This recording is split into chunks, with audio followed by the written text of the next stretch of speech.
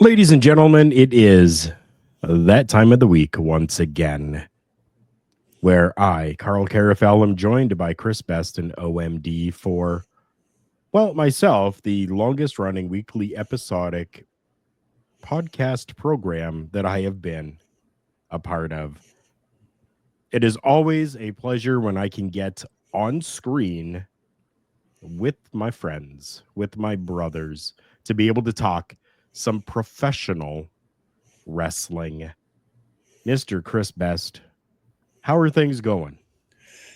Oh, it's been a very busy day for me around the household today. I woke up with absolutely no energy, but Mm. I'm like, I still got to get things done.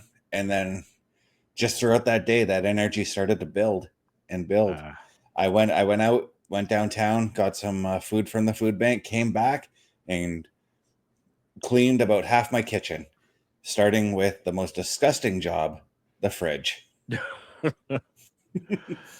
the fridge is always the worst because you just let things sit there for a while, hmm unsure of how long it has been sitting there. Everything in my fridge because I wasn't sure of anything except for the things I recently bought at the grocery store. So I threw everything out. Oh, goodness. We have got Bobby Batito, Bobby Stats, as we like to call him, coming in to the chat here with us. A consummate stable of a person here with us each and every week, no matter what we do here on Turnbuckle Studios or with the Turnbuckle affiliation program.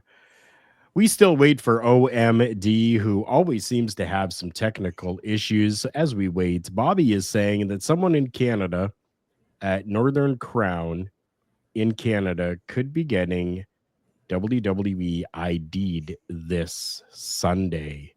Yeah, and Very interesting. there were a ton of names that got ID'd over the weekend. 100% there was. I think that we're not gonna go too deep into any of those just yet. I think we'll kind of wait a couple of weeks because it seems to be frequently that they have been going through and kind of choosing a at least one other person every week. hmm And if we can get ourselves a little bit of a roster per se of WWE ID'd people, I've then been we can talk a little bit more about it, I think. I said it last week and I'm just gonna say it again, but Hollywood Haley J. Please ID her. Please do it. I agree. I agree. There's a few people that I would love to see as part of that program. A good friend of mine, close to me, Vinny Da Vinci. He will be going back to Montreal this weekend for the Jacques Rougeau Academy, Lutte Academy, the Wrestling Academy. And good for him. I'm very, very happy. We talked about that last week or the week before. We talked about that already. And there's just, Dream Girl Ellie. She's another one of the people that I would love to be able to see in there as well. John Loco, um, friends of mine, would love to be able to see that. And since we have lost OMD just momentarily, I think maybe now is the time that we will start. So, ladies and gentlemen,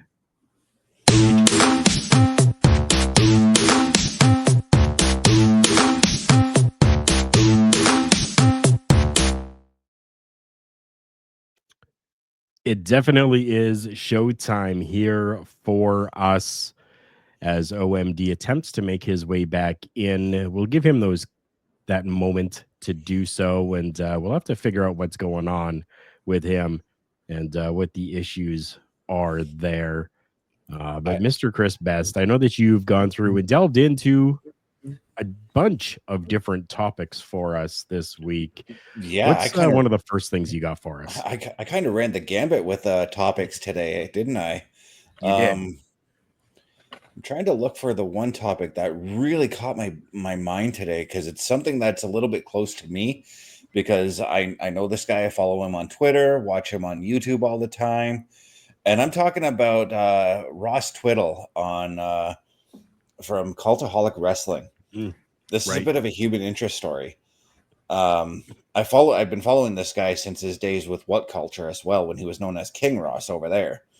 But he has broken the Guinness World Record for most theme songs named in under 1 minute. Really? He got And it's 20. a Guinness World Record for this. Yeah. Interesting. He got 20 of them, and I watched the video. It's actually up on the Cultaholic channel. Okay. And holy Christ, he beat me, of all people. He beat me. 20 in under a minute, you said. Yeah. Wow. That's insane, man. That is 1 every 3 seconds. Yeah. Hey, And somebody you- mathed today. I did. Don't ask me how. But he's one of my trusted sources that I go to for some of my YouTube wrestling news. He's very entertaining with his wrestling reviews on things as well, because he I forget the name of the show he does on Cultaholic, but it's entertaining nonetheless. Right. But he found another.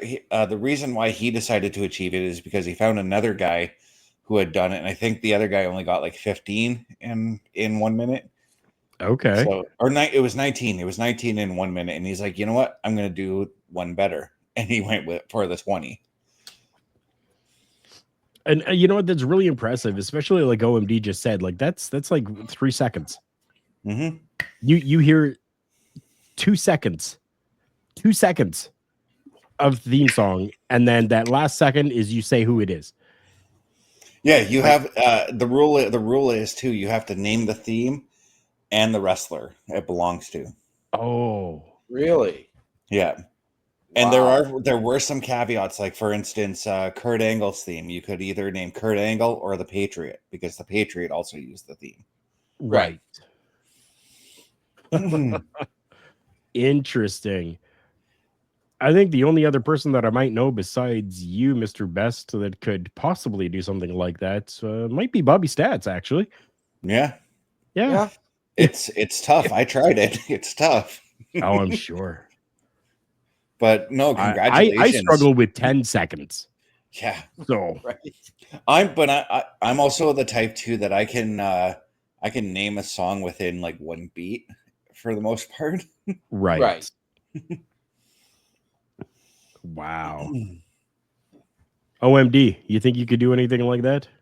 I highly doubt it. I could probably maybe do 10 in a minute if I'm lucky.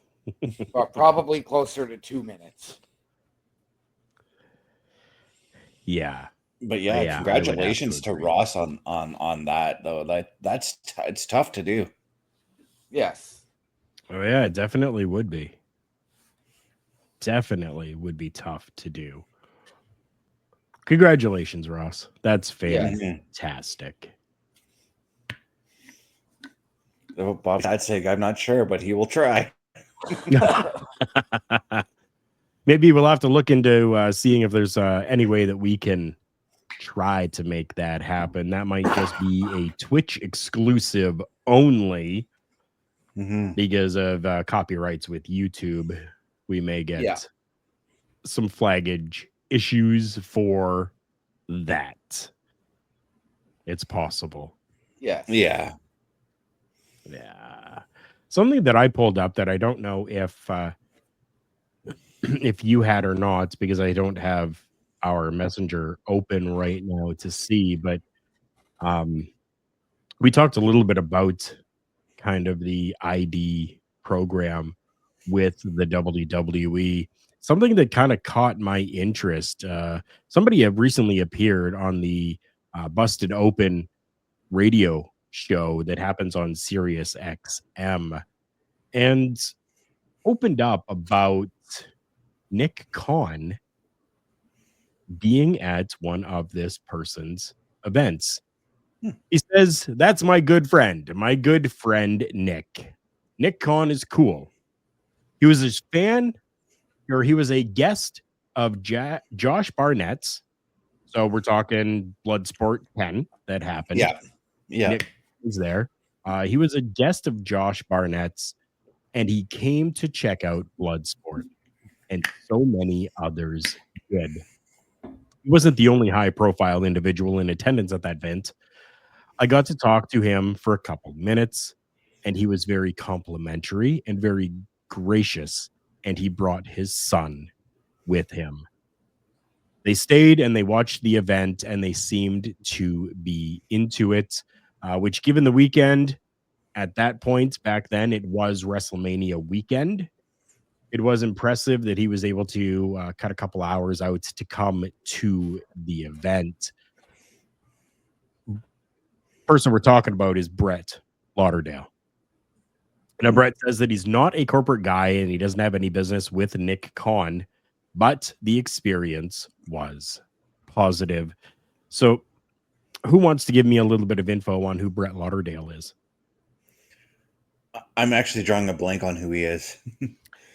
Correct me if I'm wrong, but Brett Lauderdale and MLW are a thing, are they not?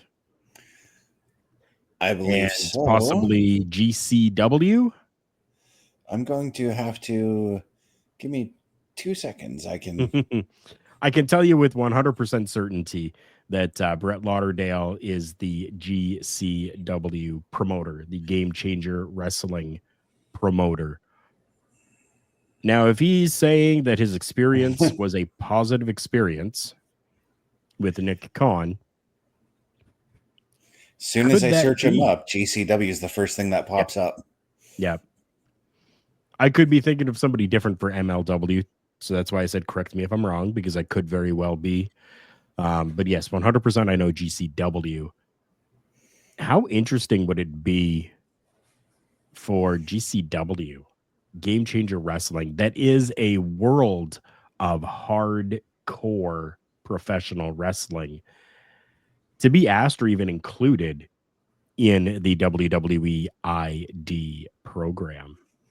Well, I think I did read recently that GCW has actually been included onto that list. Oh, really?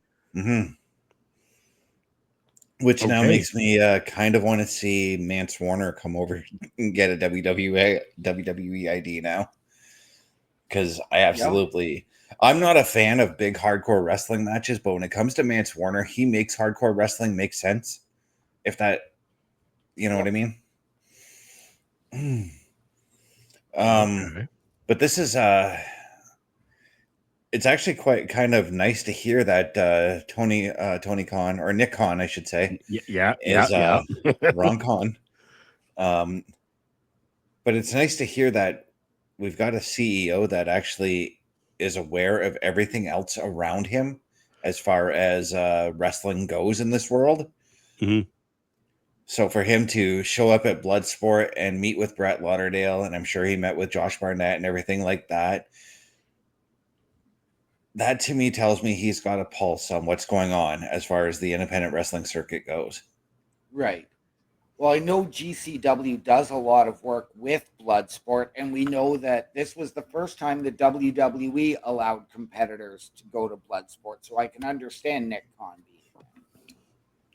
So now we have to ask ourselves, is this a meeting of the minds? Do we see an overlap? And as we alluded to, I mean, with the WWE ID program, are we going to see these names coming up and potentially getting ID'd? We've seen it with CZW, with the first member of the ID program coming out of there. True. And let's not forget, not everything at GCW is hardcore wrestling. I mean, they do have it is similar in vein to ECW. ECW's hardcore matches were more in the main event. Then your mid-card guys were like your Rey Mysterios, Chris Jericho, Dean Malenko. So GCW also gives you a mix of everything you want to see in wrestling, you know? Right. Oh, for sure. For sure. Yeah, like it gives that eclectic mix of, you know, the standard professional wrestling that everyone is kind of used to seeing on their television screens right now, to that hardcore professional wrestling as well. And you mentioned CZW as well. Like they are there's your hardcore. There's your old school kind of EC dub, even further than ECW type of professional wrestling. But I love this idea, and I think it's fantastic that Nick is going around, and even though he was like invited as a guest of Josh Barnett, I hope that doesn't stop. I hope that he actually continues to be that type of influence within the WWE as their president to go and check out these other organizations and companies that are around. Yes. Yeah. And as soon as you guys mentioned CZW, I was actually reminded of watching a Necro Butcher match where he actually didn't do hardcore moves. And I was actually blown away that the dude actually could wrestle. Right? Oh, yeah. Oh, yeah. Necro Butcher definitely can wrestle. Yeah. Oh, yes. There is something else that's a little, go ahead. I was going to say, I was sitting there watching this match. I'm like, okay, when's Necro going to bring out the good stuff? Because I was in the mood for hardcore. Hey, Bobby, you know what? Like, that would be absolutely fantastic if we would love Nick it. Khan decided to come up and check out a show with the Canadian Wrestling's Elites when they come running through. That would be fantastic, and hopefully it would be at a time where they are here in our city and they can actually come and have a little sit down chat with us as well as we go through and do commentary for the Canadian Wrestling's Elite shows. A little bit of breaking news just came across my TV for a little bit of a programming note. Okay. If you are a fan of the game show Trivial Pursuit, stay tuned. This week they have Trick Williams appearing on the show. Oh, interesting. There you go. Speaking of breaking news, this came across my phone just before the show. And Best, I know this is near and dear to you and me. Apparently, starting next year, 2K will be going back to the SmackDown versus Raw video game format. Nope, they won't be. That was just a hoax. Oh, that is disappointing. No, it's not. Because the 2K series is not that great. The controls are awful. No, they're not. You just got to get used to it, dude. I couldn't. Try harder. I tried. Try harder, he says. I tried with the first of the 2K games, and they were awful. Okay, well, I'll be teaching you how to play the game tomorrow, because tomorrow we are doing WWE 2K24. The WCW DLC pack releases tomorrow. So we're going to be showcasing the wrestlers within that pack. Yes. Very, very cool. There you go. If you are a fan of video game content, you've got that tomorrow. Yep. Oh, yes. Something that's very cool as well, I think, for us. We talk a little bit of SmackDown versus Raw nostalgia. This is something that's a little nostalgia as well. The trailer for a new docuseries has been released. A docuseries called Call Me Ted will premiere on Max on November the 13th. Keith Clark is the writer and director. John Levin is the producer. Executive producers include John C. Malone, Brian L. Roberts, Charles F. Dolan, and S. Taylor Glover. It has been released, and the video's brief description is as follows. You don't change the world by following the rules. Get to know the man who changed media forever in Call Me Ted, a new 6-part docuseries premiering November 13th on Max. And I can only assume that they are going to include a little bit of WCW in there, because the person we're talking about is none other than Ted Turner. Do you guys know anything about this? No, but I'm already sold on it because I've actually been a little bit interested in Ted Turner's career. Here's a guy who he's not really known for like being out and a part of the media other than maybe showing up at some award shows. I want to give a heads up to anybody who's watching us on YouTube. We're having troublesome streaming to YouTube right now. This may be some kind of an issue on YouTube's end. StreamYard is working towards fixing it. Just stay with us if you're still here. But no, back to Ted Turner. This interests me from being someone who's been behind the scenes with TV production and movie production. I really want to see Ted Turner's side of how he came to acquiring Jim Crockett Promotions. Mm-hmm. Yep. I saw the headline today as I was scrolling at my desk looking for wrestling news. Didn't read into it, so that was really the information I got, other than it was a docu-series on Ted Turner. And you said it was on Max, correct, Carl? Correct. Expect a review from me because I have Max. I might be able to watch it. Oh, interesting. Interesting. I didn't know that that Max was available. Yeah, if you up here in Canada, if you have Crave, you have the chance to subscribe to Max as part of your Crave. As part of Crave. Gotcha. Yeah. So I said I might be able to. So yeah, I would be very intrigued into checking this out, especially if there is an episode or part of an episode devoted to WCW and hearing from some of those superstars as to how it came to be, how they came to be there, and not just the guys that we saw jump back and forth between WWE and WCW. But see, OMD, that might also be interesting too, because maybe we can see somebody draw a comparison. Like, I'd love to hear Ric Flair's actual honest comparison between the two companies. Right. And I'm saying actual and honest because we all know he's sort of been known to be a little bit of a butt kisser. Yeah. Bobby, hopefully you are still here with us. Just liked our video on YouTube. Hopefully the issues over there are going to be corrected soon. Yes. Yeah. So we apologize for that. Let's talk venues for a minute because, Chris, you brought an interesting one. Yeah, because now I usually know AEW All In to announce their event a year out from the All In that they have just completed, which was at Wembley for the last 2 years. Yes. This year, however, they've decided to move to Globe Life Field in Texas. Oh. Globe Life Field, of course, home of the Texas Rangers baseball franchise. Arlington, Texas is the actual city that they're in.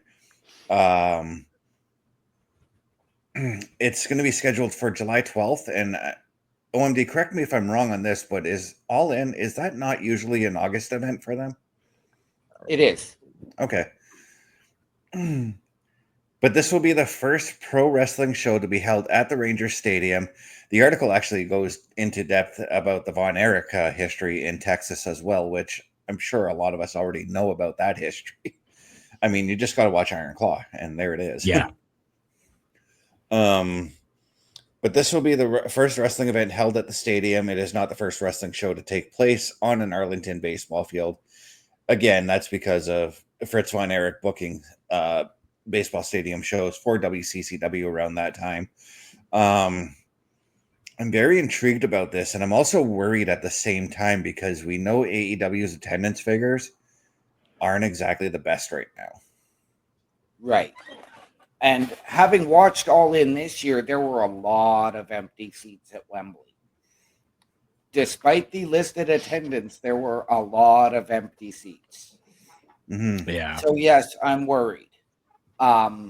But we also know that it's not the first time that outside of baseball, before we had the WWF, WCW, AEW, that a baseball stadium sold out for a big match. And correct me if I'm wrong, I believe it was Shea Stadium in New York sold out for Hogan and Andre. That was a WWF show. Was it? Yeah. Because that was run by Vince Sr. at the time. That was when they were the Worldwide Wrestling Federation. And the main event for that wasn't Hogan and Andre. It was actually Larry Zbyszko and Bruno Sammartino inside the cage. And the reason that event sold is also the reason why I kind of feel like AEW has been failing lately. Deep and engaging storylines. Larry Zbyszko and Bruno Sammartino going into that feud was the classic tale of the teacher versus the student. The student thought he could beat the teacher being Bruno Sammartino. Larry turns on the teacher, and it led into this big blood feud between the two men. And if I could recommend a cage match from the 70s, that is the one. But no, this isn't the first time, again, that most baseball stadiums have taken on wrestling events. I mean, even TNA's done it with or not GCW. What was that promotion that Jarrett tried to get off the ground after TNA there? Global Force.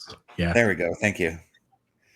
Because he even did baseball stadiums with Global Force as well. Yes, he did.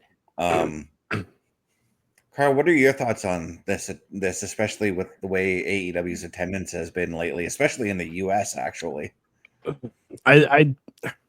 You see, All In is usually a very big event for them. And it's treated like the WrestleMania, correct? Right, yeah. So like it's the events, the All In events and the All Out events are the ones that everybody wants to be at. Mm-hmm. So I think it's a possibility that they could do better numbers. Are they going to have a sellout? Probably not. But will they do better numbers than they have been doing? I think they definitely will. Now, I just want to make sure that everybody knows this is going to be the first time that a pro wrestling show is held at that stadium, but not the first wrestling show that's taken place on an Arlington baseball field. Yes. That was like 60 years ago. Yeah, when Fritz was running shows. Yes. Yeah. In Texas. And that's when that was in the Turnpike Stadium back then. Yes. Yeah. Which absolutely fantastic. Beautiful. That we could almost say that they were the innovators of using a baseball stadium to host professional wrestling. And for back then, huge main events. You're looking Fritz Von Erich, the challenger, taking on the champion, Gene Kiniski. Oh, yeah. Big feud between those two gentlemen. Yeah. So AEW is going to have to find something as large as that, a huge feud type of situation for them to possibly sell out. Anytime you have a baseball stadium, it's going to be very, very hard to try to sell it out. Yes. Yeah. I think I can guarantee you, even when, Elimination Chamber goes to Toronto, I don't believe that that's even going to be a sellout.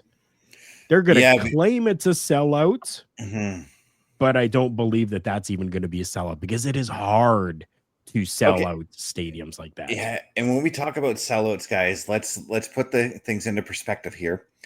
When they say sellouts, they don't mean every seat. No. I think Mr. Chris Best is having some internet issues now. Yeah. Yeah, my internet doesn't like me because they know I'm canceling it at the end of the month. So boo to you, they're saying. Yeah. So what I was trying to say is when WWE or even AEW say, "Hey, we have a sellout," they don't mean they filled every seat in the arena. That means that, like, if they put out 10,000 tickets and they sold those 10,000 tickets, that's a sellout. Yeah. Yeah. They could still have 5,000 seats still in the arena, but it's still a sellout because they sold 10,000. Yeah, absolutely. That's I've been wanting to say that for months because I know I joke on AEW and I call them all empty wrestling, but it irks me when I see fans just hounding and hounding. And I'm talking to you, IWC, about that. Yeah. Hounding the attendance figures for wrestling shows. And, I mean, we really, we don't want to be too hard on AEW because we are wrestling fans. We want them to succeed. We want there to be competition. Let's not forget, there was a time we weren't seeing these sellout arenas for the WWE before the pandemic. Mm-hmm. We were getting a lot of those empty arenas, and people getting shifted to make it look like it was a sellout. Oh, yeah. Yeah, I will never forget this story about a guy who went to, this was in WCW's dying days, a guy who went to WCW and he sat in his seat was in an upper bowl, and Dave Penzer got on the mic and asked the fans to move closer to the ring to make it look good on TV. Yep. I will never forget that story. I don't know why it sticks with me, but it does. And that's what you have to do, though. Mm-hmm. Yep. Like, especially if you're running TV, you have to. Yep. Definitely. I mean, let's look a couple of years ago when TNA did Bound for Glory in Ottawa, and all of a sudden there was a casting call went out for fans where you didn't even have to buy your ticket. If you were cast, you were eligible to go. Yeah. I mean, I think the only event that I may have gone to that may be a legitimate sellout was when Carl and I went to SummerSlam in 2004. Yeah. Mm-hmm. Maybe, because I don't remember what the attendance was at Unforgiven 2 years later. So Right. True. I know Mania 18 was an 83,000 sellout at the that now was a Rogers legit Center. sellout. Yeah. Yep. I know that it was the Air Canada Center at the time, but the Raw SmackDown double taping right before Christmas in Toronto was a sellout. Yeah, and see, and again, going back to AEW, again, the reason why I'm a little concerned about that is because of the fact that they are on US soil. I know that they do fine as far as international markets go. I know that they can pack a crowd up here in Canada. They can pack a crowd in the UK as well. Yeah. But the US is a little bit of a different story. Yeah. But I want to stay with AEW and historic venues in the world of wrestling, because they announced today that December 21st, their episode of Collision will be coming from the Hammerstein Ballroom in New York. Okay. I kind of like that these old ECW arenas are coming back to life on our screens a little bit now. Well, I mean, we forget that that's also where Raw started and ran for the first few years of Raw before it became really a touring brand. Okay, so I'm going to slightly correct you a little bit on that one. The Hammerstein Ballroom is a ballroom that's within the Manhattan Center, but the first few episodes of Raw actually did not take place in the Hammerstein Ballroom. They were still at the Manhattan Center, but in a different ballroom area of the Manhattan Center. So just a slight alliteration on that one. But we have seen numerous companies, including Ring of Honor. Now, this is coming right off the heels of Ring of Honor Final Battle the night before. Mm-hmm. Now, they didn't say whether that show was at the Hammerstein Ballroom as well. Mm-hmm. But we have seen ECW use it. We've seen TNA, the original Ring of Honor, use it. I still perceive it, as a WWE venue. I believe WCW may have even worked a show in there. I don't think so. I don't think WCW ever touched in New York City. But I am excited, and there's, as you touched on there, and I know you've harped on it. The all empty wrestling, and they've been told, you book these smaller venues because you can get your crowds up. So good on them. Not only are you bringing in that nostalgia and the history factor, you're going to that smaller venue, so you're going to get more fans. Yeah, and I'm not opposed to that. I kind of like the idea that they're taking on a smaller venue for their shows, and I'm intrigued. I might check it out if I do have access to AEW with the new cable package I'm going with. Right.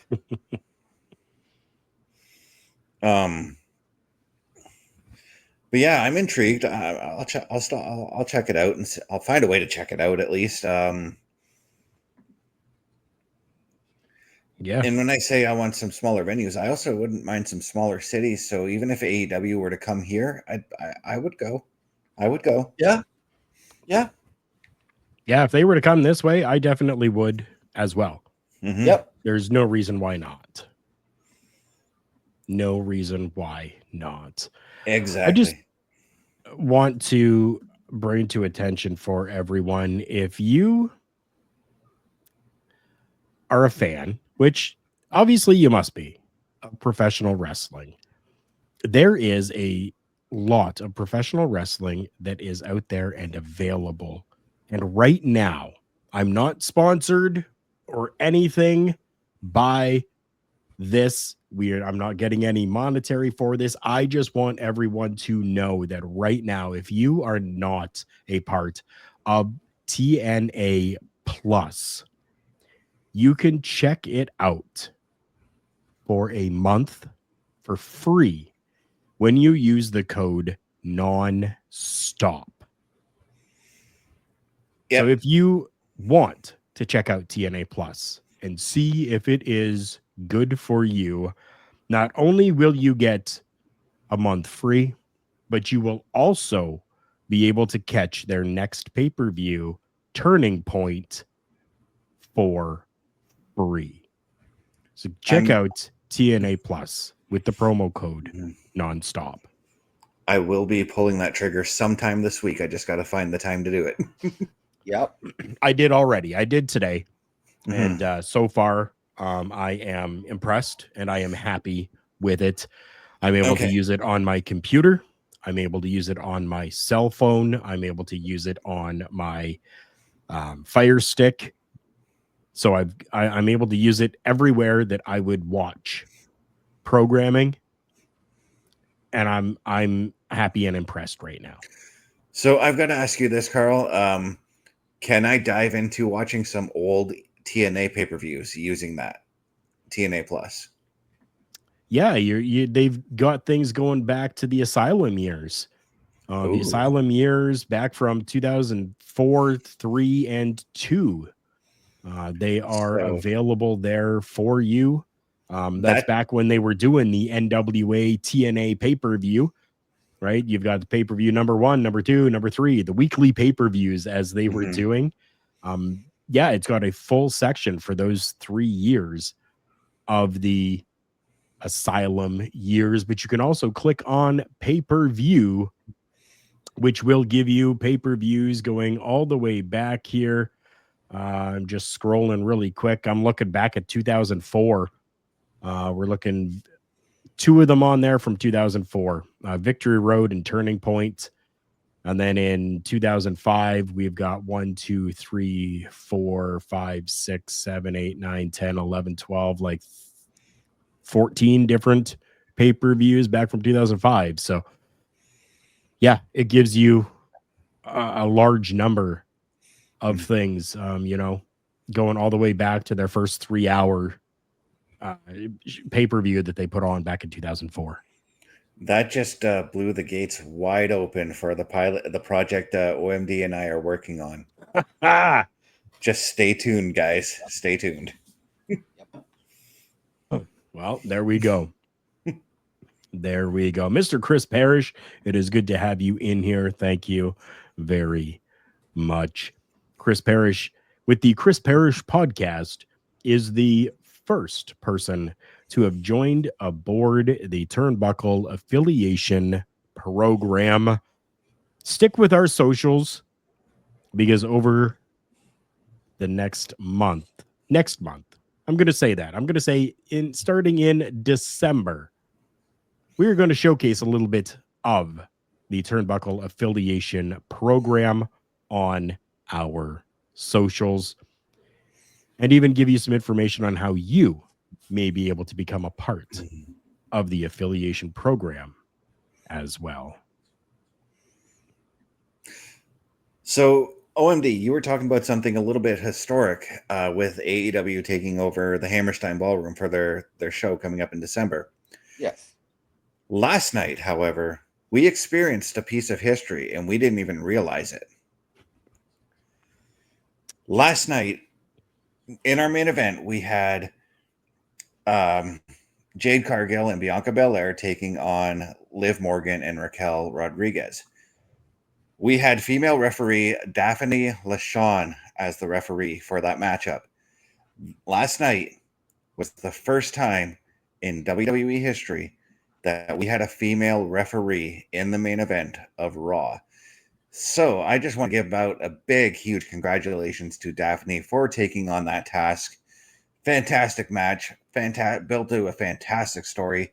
And she is one of those referees. To me, she's a very underrated referee. I love watching the work that her and Jessica Carr both do. Yeah. Yes. Aubrey Edwards, you should take some notes. Just saying.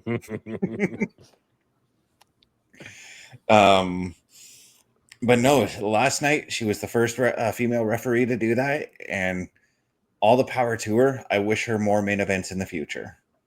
Yes. 100%. Love you, Daph. Thank you so much for being that person to make history. Let's get it going. Hashtag RefBay for sure. Yep. Yes. Congratulations. Thank you, Daph, for all you do and for being a consummate professional. Before we get to our final piece of news this week, I think we've got one more piece that I'd like to go over that kind of it's a little closer for home for me, and I know for OMD that this probably will as well. Now, there has been a lawsuit that has been going on, and the legal woes, unfortunately, at this time continue. Wesley Isold, frontman for the band American Nightmare, I think everybody can see where we're going with this, has filed a lawsuit before the United States District Court, Central District of California, against Cody Runnels, otherwise known as Cody Rhodes, the WWE, and Fanatics, the people who handle WWE's merchandise. This is a pretty big one going on right now. The two parties at one time had come to an agreement that the American Nightmare trademark that is held by Isold could be used by Cody Rhodes under some conditions. He allowed him to use but not register.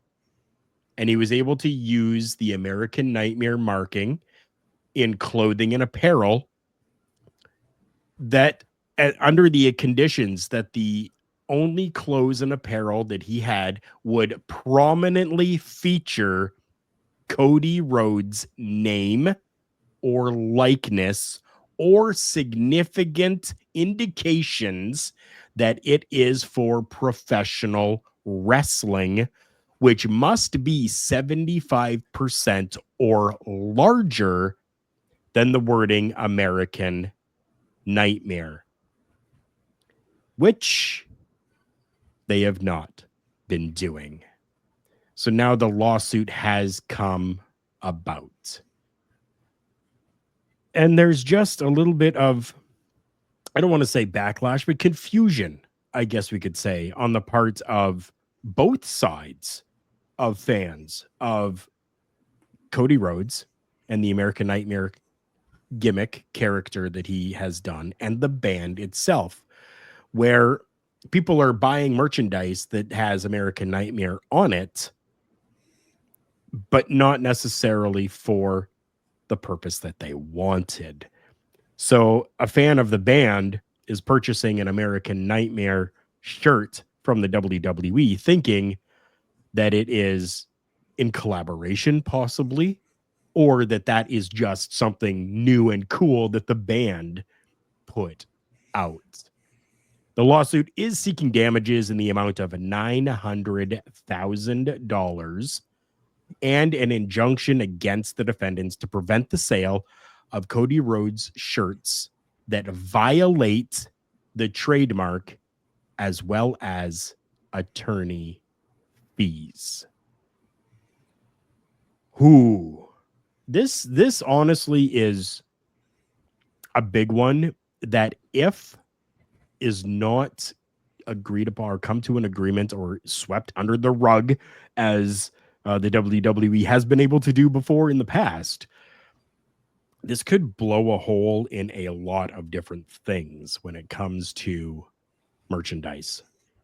It could, but I mean, at the same time, and yes, you addressed the confusion, because in having read this article, the band American Nightmare has had fans show up at their shows wearing Cody shirts, and vice versa at WWE shows. Yeah.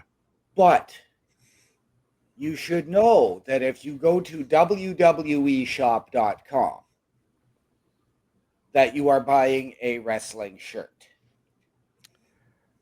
Right, but you go to Hot Topic, and it's Right. not always necessarily marked as this is professional wrestling. Right.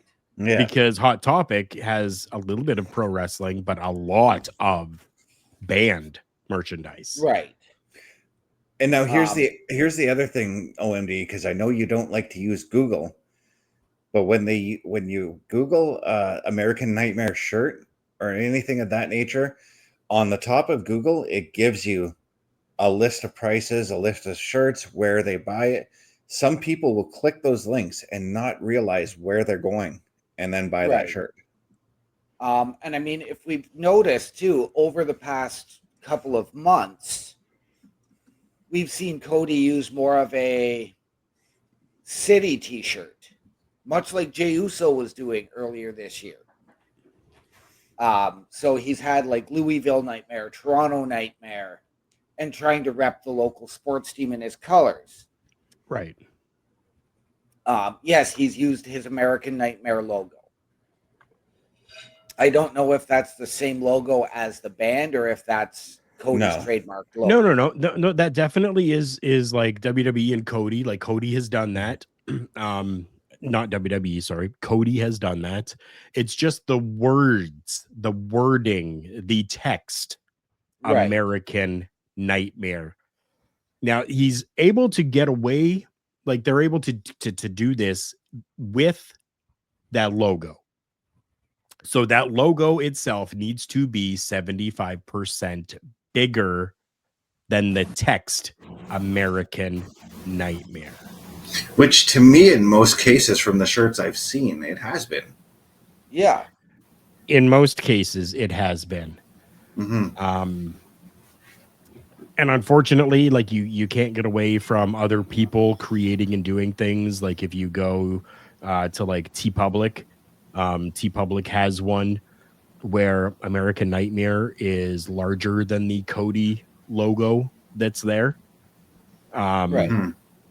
But not necessarily always from the WWE, but it has happened. I just find it weird that this lawsuit's going on. Meanwhile, Dustin Rhodes has used American Nightmare long before the band even formed. Yep. It's a little strange to me, but there was never a trademark. Yeah. That's the difference. It is now trademarked. And he owns the trademark to that. That's where a difference comes in. Yeah. Because I mean, anybody could, be using whatever name they want. Right. But then at the point that somebody trademarks that and owns the trademark for that, and it is registered trademark, it becomes their property. Right. So it's like Scott Hall and Kevin Nash. They couldn't use Diesel or Razor Ramon when they went to WCW. Right. Exactly. Hence why Glenn Jacobs and Rick Bogner got the names later on. Yep. Yeah. I'm going to make a suggestion here, and I know you guys probably aren't going to like it, but maybe once it's time for Cody to change his music and move away from Downstate, maybe have American Nightmare do his new theme. That way they can collect the royalties off.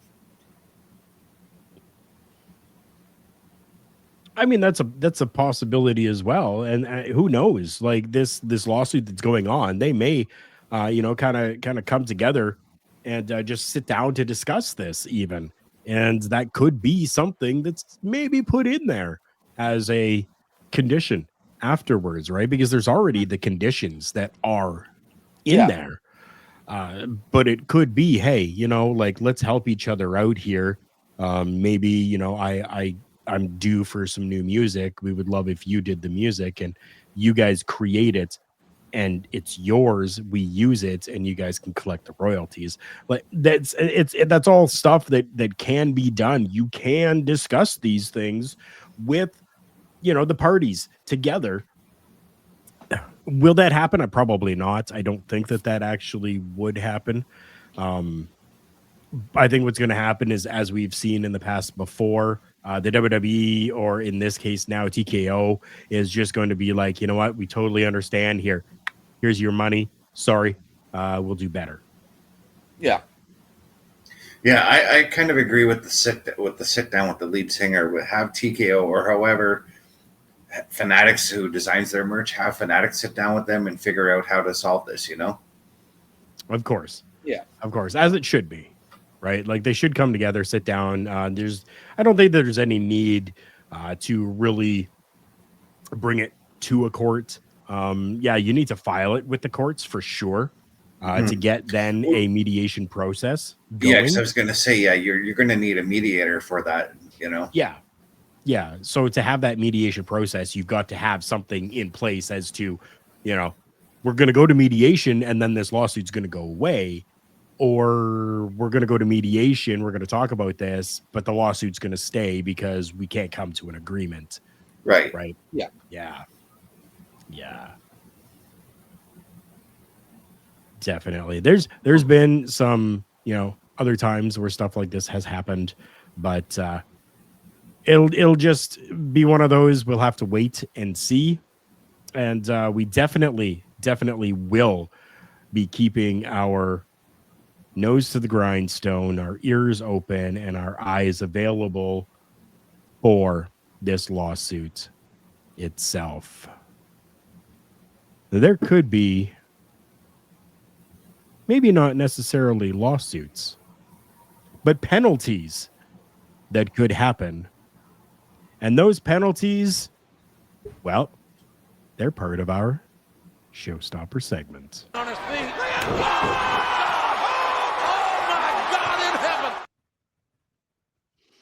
Mr. Chris Best, you brought this one forth to us, and I want you to take the lead on this and kind of let me know what is going on and where has this even come from? Okay, so as we all know, last Friday night on SmackDown, we saw a brawl between Kevin Owens and Randy Orton, which led to Kevin Owens throwing a banned maneuver onto Randy Orton. That being a pile driver. Now we all discussed why that move had happened, because it's a rare move nowadays. It used to be very like everywhere in the 80s and 90s. Oh, yeah. but we know that this was done as part of a storyline to intensify the feud between Kevin Owens and Randy Orton, and it was a way to take Randy Orton off TV for a little bit. But Mark Henry actually appeared on Busted Open Radio. He's one of the hosts there. Yep. And he came out and he said, I think they should say, if you do it, it's going to be like a $50,000 fine. He's talking about the idea of using band maneuvers, and the locker room etiquette right now is if you are going to use a band maneuver, you do have to pay some sort of a fine off of your check prior to doing the move or after the move. I'm not exactly sure. But he said it's going to be a $50,000 fine. When I was a kid, the DDT was the thing, because you remember playing wrestling. I'm Jake the Snake Roberts. I've got the DDT. No, you can't have it. I got it. He's basically talking about how we as kids used to practice these wrestling maneuvers. I've never practiced a pile driver, though. But he's talking about the safety of wrestling and how there should be fines for that. He's saying it should be a $50,000 fine. We know that the pile driver, I think certain forms of the DDT are banned. The brainbuster is one of those maneuvers that have been banned. And surprising enough, the atomic drop is one of those maneuvers as well. Interestingly. Yeah. Yeah. But what do you guys make of this? Do you think that the fine should be around $50,000, or should it be more? Should it be less? Or should it determine on where your status is on the card? I'm going to take the status, but I'm going to go with no fine. I think in a situation like this where, yes, it's a banned maneuver within WWE under the art of kayfabe, we know that in TNA, Eric Young used it as his finisher for a long time. Mm-hmm. I think it should be, a special move brought out once in a while. You alluded to it the other night that it was the first time in a decade that we had seen a pile driver on WWE TV. Yeah, because I'm pretty sure the last time we saw it was, again, just as we in that thumbnail, Punk throwing it on John Cena. Yes, it was. So I think in the interest of kayfabe, keep it as a special maneuver. Don't try and bust it out and make it become overused. Keep it as a special protected maneuver. As long as we know that behind the scenes, these guys are going over it. They know what's going to happen and how to protect themselves. We know why it was banned from that Owen Hart Stone Cold situation. Mm-hmm. So I don't think there needs to be a fine. I think, especially depending on the status, maybe if you're a guy coming up that doesn't know how to throw it properly, don't throw it. Mm-hmm. But if you're a guy like a Kevin Owens and a Randy Orton, all the power to you. I definitely think that it's very dependent on who the person is. Would I take a tombstone pile driver from The Undertaker?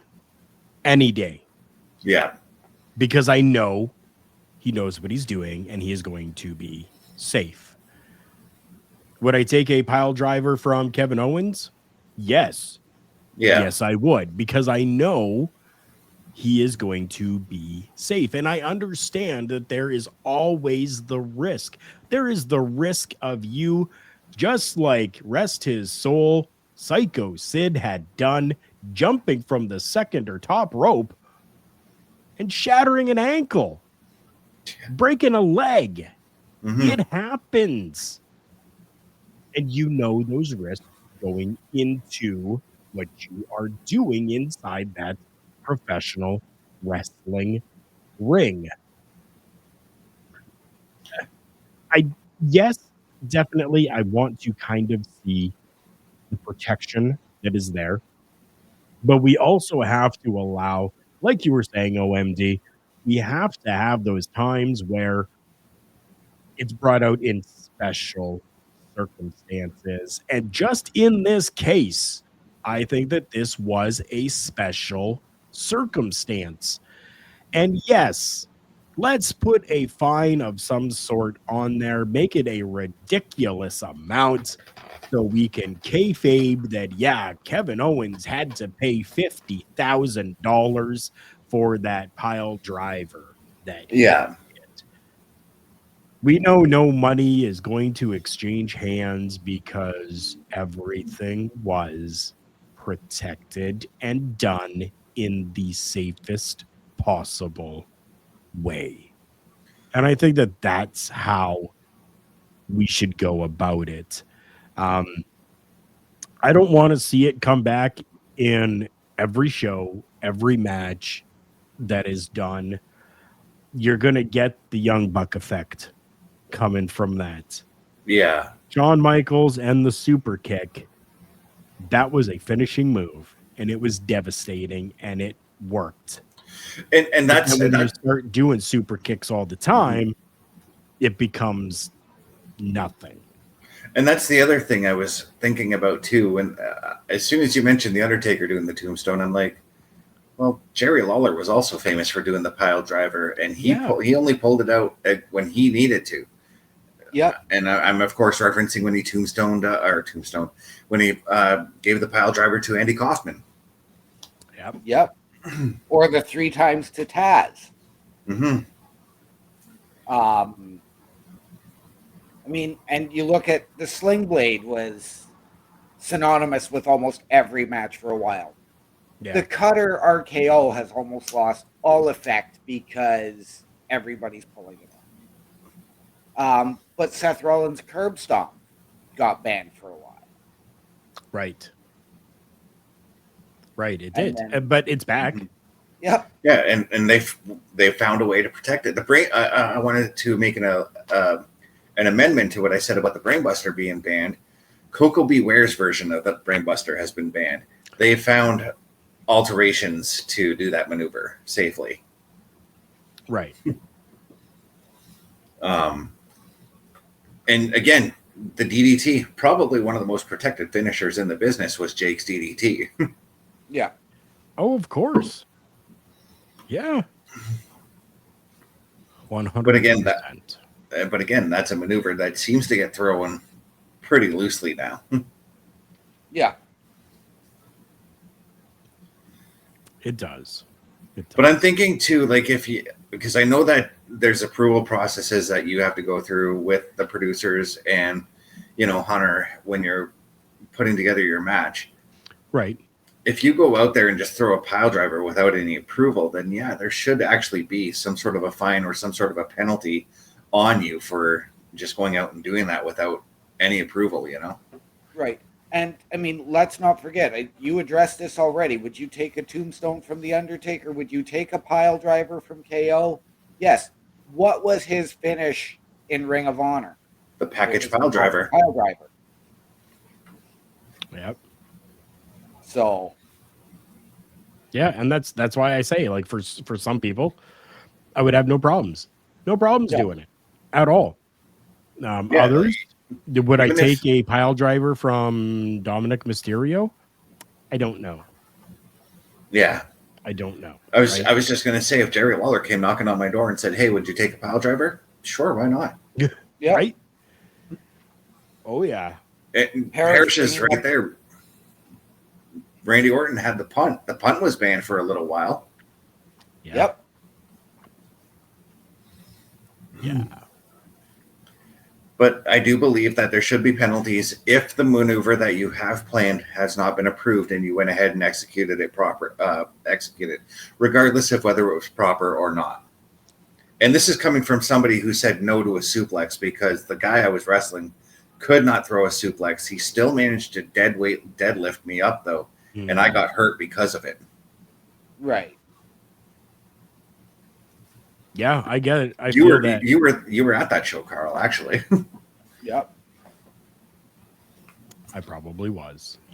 Carl is a guy, he knows I can throw the Undertaker's flying DDT perfectly. He's taking it from me. You're old. Maybe not nowadays. No, not nowadays. But yeah, that was 15 years ago.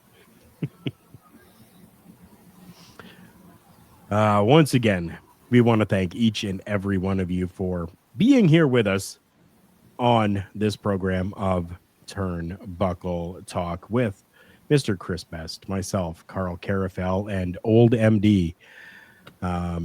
Yeah. If you guys are not aware of what we do here, well, we're going to show you right now. Turnbuckle Studios and the Turnbuckle Affiliation Program bring you the week of streams. All times are in Eastern Time.